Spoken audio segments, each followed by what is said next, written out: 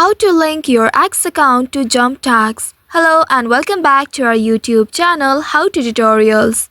In today's video, I'm going to show you how you can link your X account to Jumptask. To link your X account to Jumptask, first of all you need to open your Jumptask application on your mobile device, and here make sure you are logged into your account. Once you are logged into your account, you will land on this homepage. In this homepage, at the top right, you will be able to see your profile icon. Tap on your profile icon and this will take you to your profile page. Once you reach to this page, here you'll need to scroll down and then here you'll need to find linked account option. Once you find this option, tap on it to open it. Here inside, you will be able to see the X option. Next to it, you'll also be able to see the link button. Now you'll need to tap on this link button at the right side.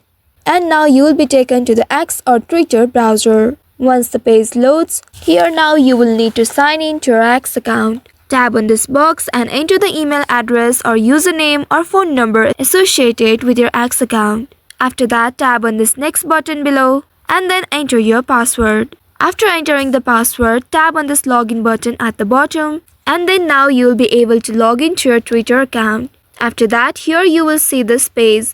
In this page, here you will need to give access of your X account to Jumptask.